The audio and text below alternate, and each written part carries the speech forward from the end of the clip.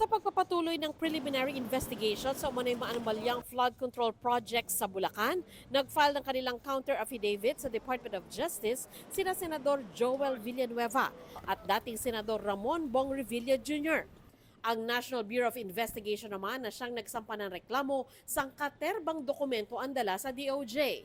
Ayon sa Justice Department, ang preliminary investigation ay patungkol sa mga proyekto sa Bulacan na kinasangkutan din ng contractors na Wawaw Builders at Top Notch Catalyst Builders Inc.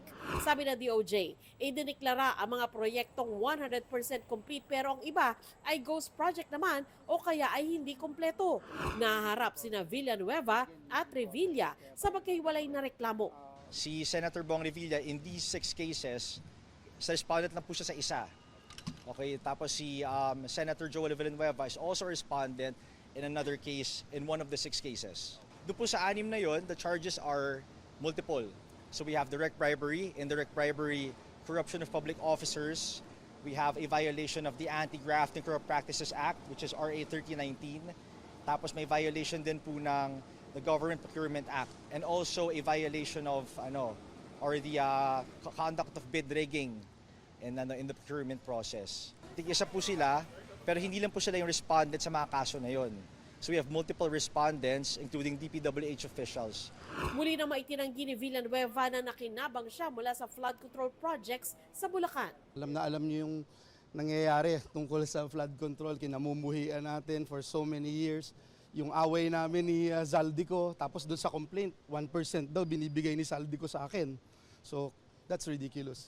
Ayon sa kanyang abogado, meron silang 3 testigo kasama na rito ang staff ni Villanueva na kinilala ni dating Bulacan District Engineer Henry Alcantara bilang peng na inabutan umano niya ng 150 million pesos sa rest house sa Bulacan.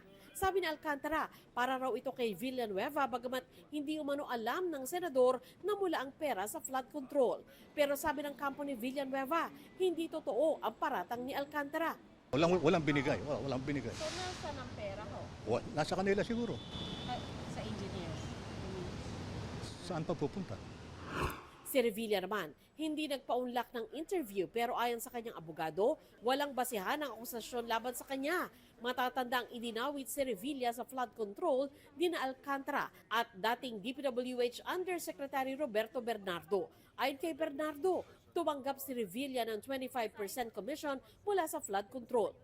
Yung mga ganitong complaint na fina-file na walang batayan, para bang final lang, para lang mangharas o mangabala ng isang individual. So, sa totoo lang, yung mga ganitong complaint, ayon sa batas at sa rules ng evidence, hindi ito dapat paniwalaan. But in the case of Yusek Bernardo, I think we pointed out that he has submitted five affidavits. Ang tingin namin, he was trying to really enter the witness protection program. And the only way that he can be admitted is actually point to somebody higher. Kaugnay pa rin sa flood control issue, inilahat ng DOJ na gumugulong na rin ang investigasyon nito sa plunder complaint laban kay dating Representative Zaldico. There's an allegation of conspiracy. Of course, the act of plunder could not have been committed by one individual alone. Of course, necessarily, may makasama siya dyan. Hiningan namin ng reaksyon ng abogado ni Ko pero wala pa itong tugon.